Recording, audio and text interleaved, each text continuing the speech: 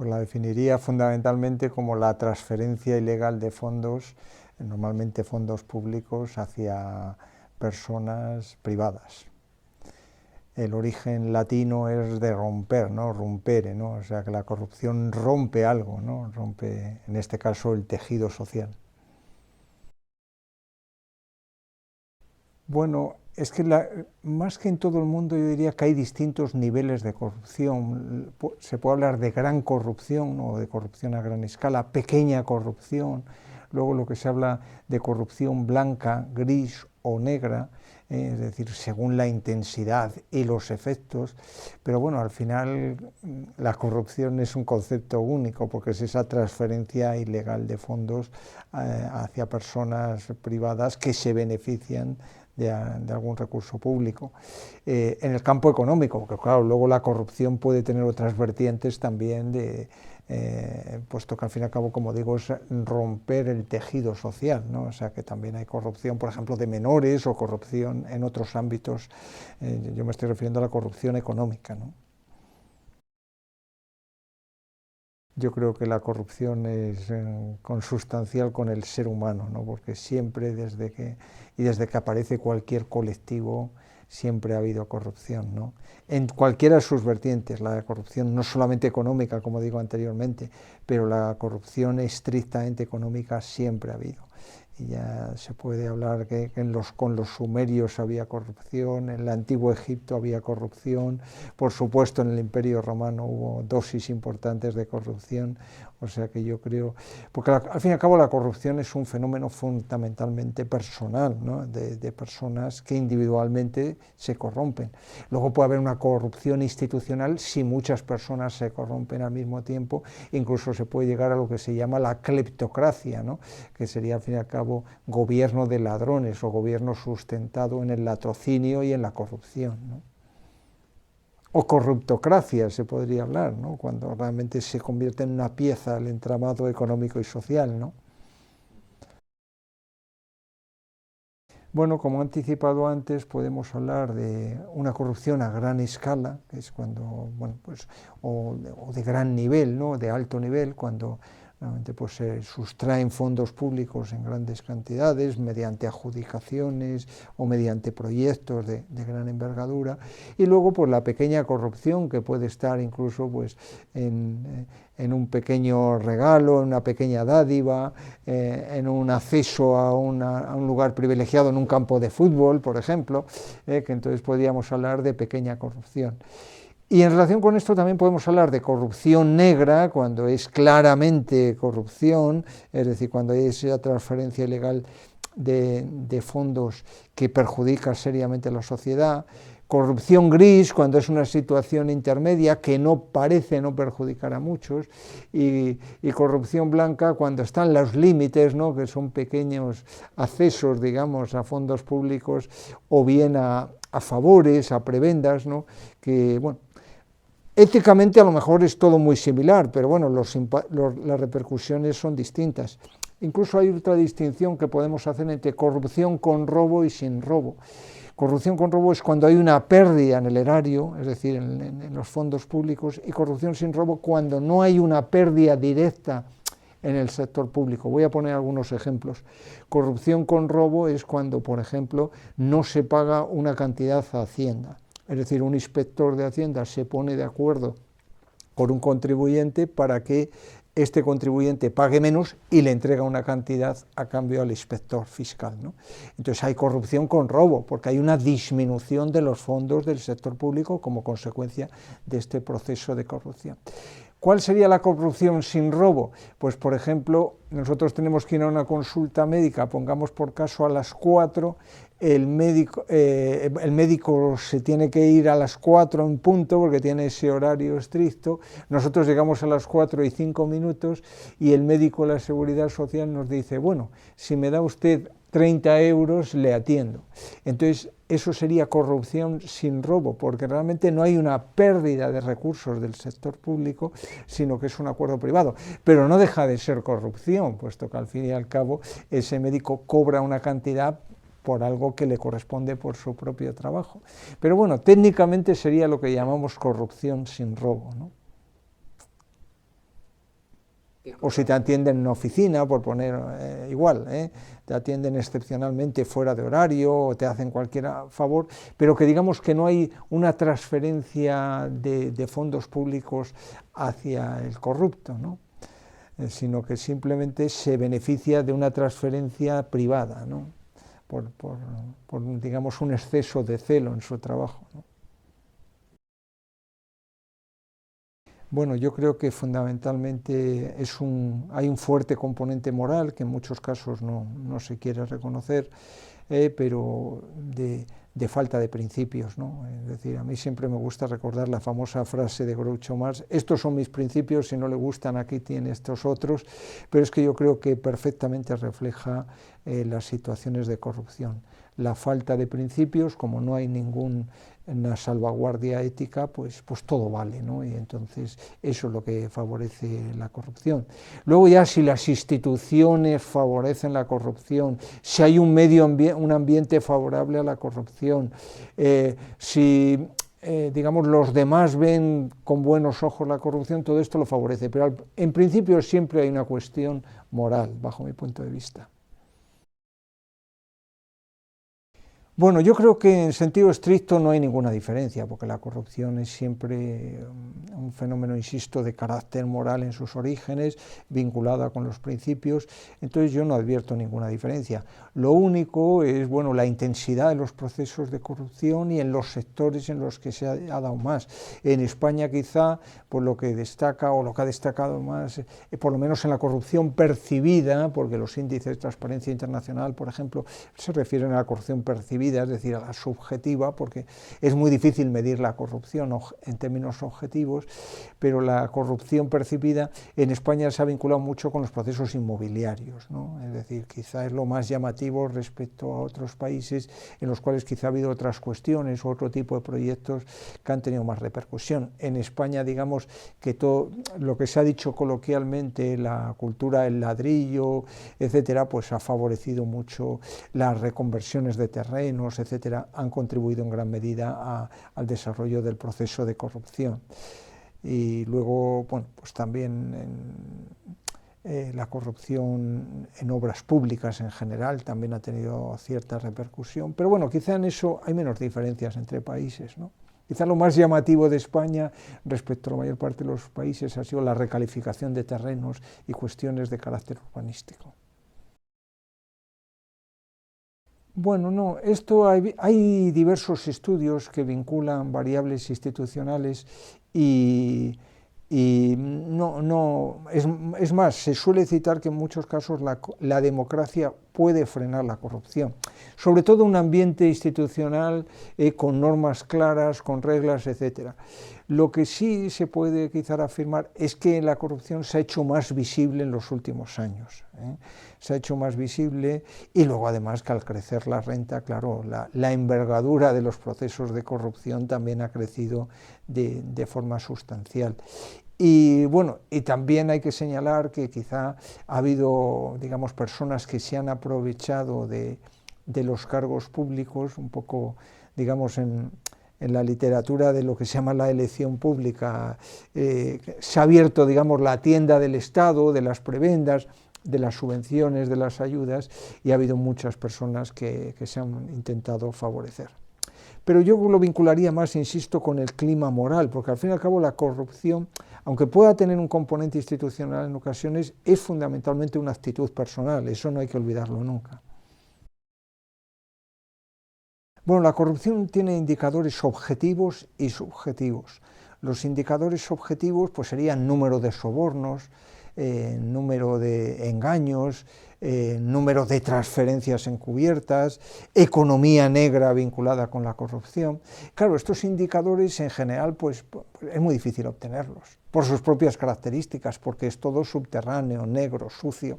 Claro, es decir, entonces es muy difícil recurrir a indicadores objetivos. Entonces hay que recurrir a indicadores subjetivos, que son indicadores de percepción de la corrupción, es decir, de encuestas, índices de sobornos, en los cuales pues a través de encuestas, pues medimos cuál es la sensibilidad social hacia la corrupción y cómo se ve subjetivamente la corrupción. Pero casi todos los indicadores, por ejemplo los de Transparencia Internacional, que son los más utilizados, son de carácter subjetivo, basados en encuestas, porque los objetivos son muy difíciles de medir por las propias características, como toda la economía sumergida, porque si no, no sería sumergida, ¿no? Y aparte, yo querría llamar la atención de que en muchos casos se piensa en la corrupción como algo muy burdo, ¿no? Con maletines tipo Atlético Escalerillas en el fútbol, que le llega un maletín al corrupto de turno, y hoy en día la corrupción adopta formas muy sofisticadas que son muy difíciles de seguir y de medir, porque pueden ser regalos al cabo de 2 años con motivo de un cumpleaños o de una boda o de algún acontecimiento, o pueden ser regalos en especie también mediante sistemas sofisticados. Entonces la visión esta burda y sencilla del maletín y demás, pues hoy en día es cuestionable. Se buscan sistemas mucho más sofisticados, incluso pues pagar, por ejemplo, por las memorias de un libro y pagar por anticipado una cantidad muy fuerte. Claro, cosas que son fronterizas, es decir, ¿eso es corrupción o no es corrupción? Porque no, es decir, la visión esta convencional, pero muy salvaje, ¿no?, del maletín, hoy en día no se suele dar, los sistemas son mucho más sofisticados y complejos. Bueno, según estos índices, me voy a referir a ellos, España ocupa una posición intermedia, ¿no?, en el mundo, más bien en una posición baja, claro, pero hay países como son Burundi o Birmania, ahora Myanmar, etcétera, Camerún, que es que tiene una corrupción muy alta. Entonces la posición española, que siempre suele estar en el 25 o el 30, más o menos, para que nos hagamos una idea, pues se puede considerar como una situación mediana. En relación con Europa, desde luego la corrupción es mucho más alta que en los países del norte de Europa, que tienen en general corrupción muy baja, y luego en relación con Italia o países del área mediterránea, pues los niveles de corrupción pues son bastante similares. Bueno, yo creo que nos ha preocupado, pero por desgracia, y puedo estar equivocado, ha habido una relativa aceptación social, sobre todo de lo que antes llamábamos pequeña corrupción, corrupción blanca, corrupción gris, no pagar el IVA, por ejemplo, este tipo de cosas que están ahí en la frontera y que ha habido una aceptación social bastante notable. Y luego, en los años de lo que se llamó la cultura del pelotazo y el del ladrillo y demás, pues había una aceptación social del enriquecimiento fácil y que llegó a todos los ámbitos y que se desarrolló mucho en la política, ¿no? Incluso pues había políticos que decían claramente que iban a la política a ganar dinero. Entonces todo esto creó un caldo de cultivo, digamos, favorable a una relativa aceptación social de la corrupción, ¿no? Insisto, dentro de que tiene una connotación moral y personal, pero digamos que había un componente de aceptación social como algo, incluso que era como una especie de lubricante del crecimiento económico, puesto que se movían terrenos, se compraban más casas, había más desenvolvimiento económico, y entonces digamos que ha sido con la crisis económica cuando ha habido, digamos, un frenazo, digamos, en esta concepción idílica o de aceptación, entre comillas, de la corrupción, ¿no? Bueno, la información que hay a ese respecto es escasa, la verdad. Entonces nos tenemos que fiar de indicadores, primero, muy subjetivos y segundo, cuya concreción en las comunidades autónomas pues no es muy clara, ¿no? Entonces yo no me atrevo a decir en este momento, por supuesto con indicadores objetivos no, pero ni siquiera con indicadores subjetivos que haya comunidades autónomas en las que sea más alta. Sí es verdad que digamos que mediáticamente se ha desarrollado un poco la idea de que hay algunas comunidades autónomas en las cuales ha habido un desenvolvimiento de la corrupción más elevada, y sobre todo de corrupción, no solo corrupción, sino lo que podemos llamar búsqueda de rentas, ¿no? Es decir, de políticos y personas afines buscando rentas personales, que a veces no son puramente corrupción, sino dietas, por ejemplo, prebendas, creación de cargos innecesarios, mala utilización de la formación, etcétera, ¿no? Y entonces en este sentido, pues sí hay algunas comunidades autónomas en las cuales parece que ha habido más problemas de este tipo. Pero claro, al carecer de datos objetivos, yo no me atrevo a ir más adelante en las apreciaciones. Bueno, aquí ocurre lo mismo. Yo tampoco, al no disponer de datos objetivos, no me atrevo a señalar dónde puede haber más. Pero todas las informaciones subjetivas apuntan a que en el ámbito local, desde luego, por la falta de controles, por la menor intervención, etcétera, pues ha habido un mayor desenvolvimiento de la corrupción. Es decir, todos los indicadores de carácter subjetivo e incluso el número de casos que han salido a la palestra parecen apuntar que en el ámbito local, sobre todo en la concesión de terrenos y demás, pues se ha podido desarrollar mucho más la corrupción. También por el tipo de competencias que se han podido establecer y también por el propio papel que han podido jugar los interventores públicos, etcétera, ¿no? Bueno, yo creo que por principio no. Es decir, por principio, por lo que he apuntado antes, la corrupción es un fenómeno fundamentalmente moral y es un fenómeno fundamentalmente personal. Entonces, por eso la corrupción tiende a ser transversal.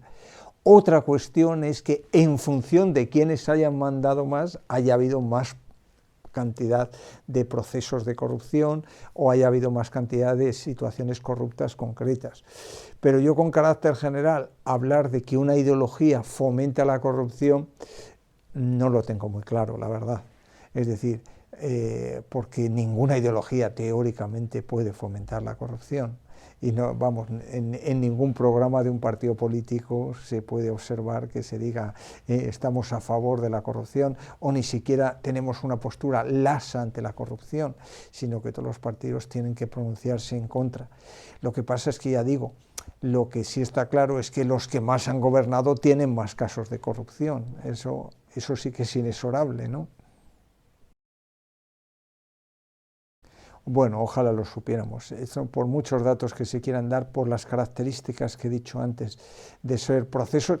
Por principio, hay una cuestión básica: la corrupción tiene una gran invisibilidad económica, porque si no, no sería auténtica corrupción. La corrupción se tiene que basar en los subterráneos, se tiene que basar en las alcantarillas, es algo elemental, ¿no?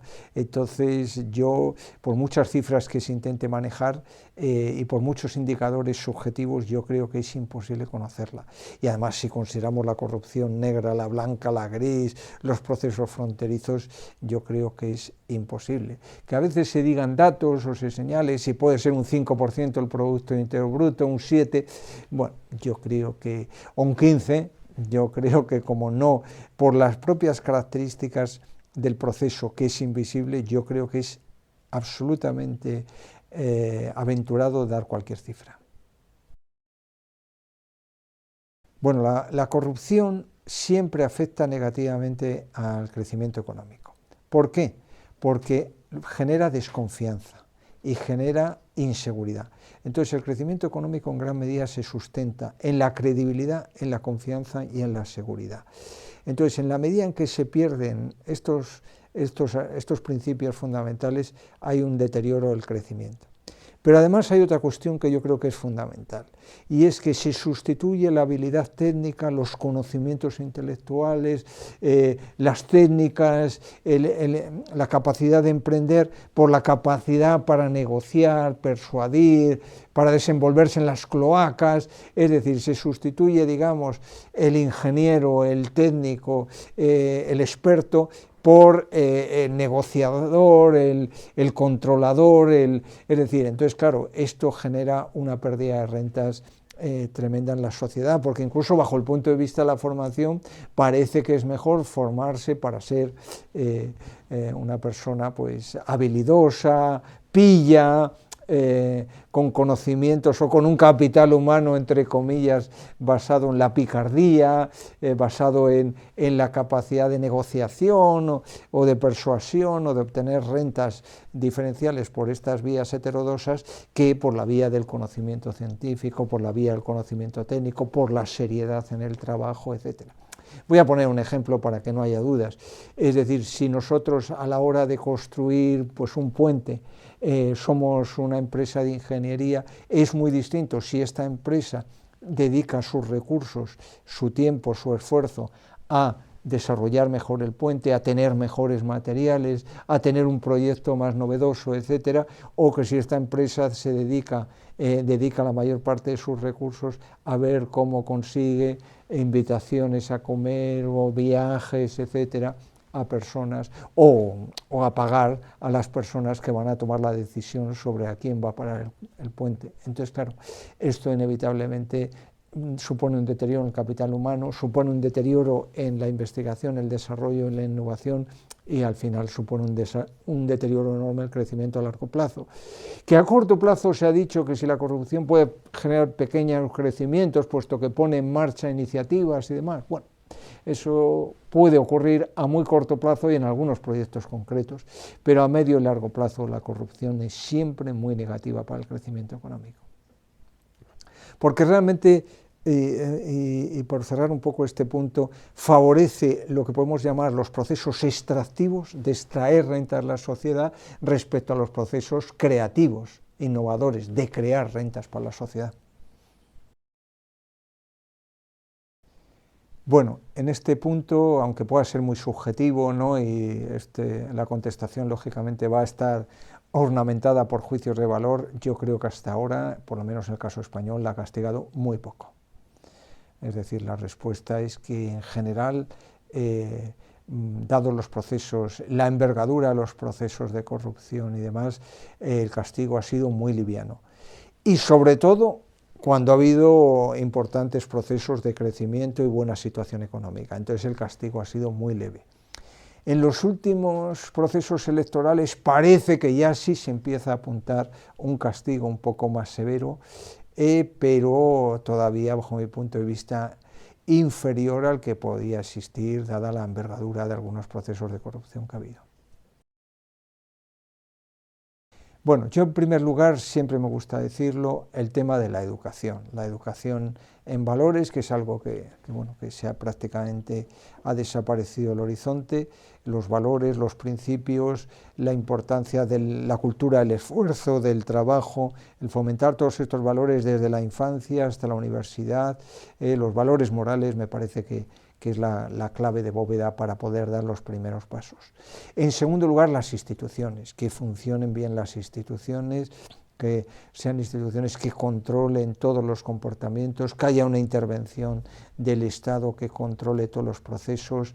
Entonces, este sería, digamos, el segundo aspecto importante. Y el tercero, ya establecer controles específicos muy severos y unas penas adecuadas, ¿no?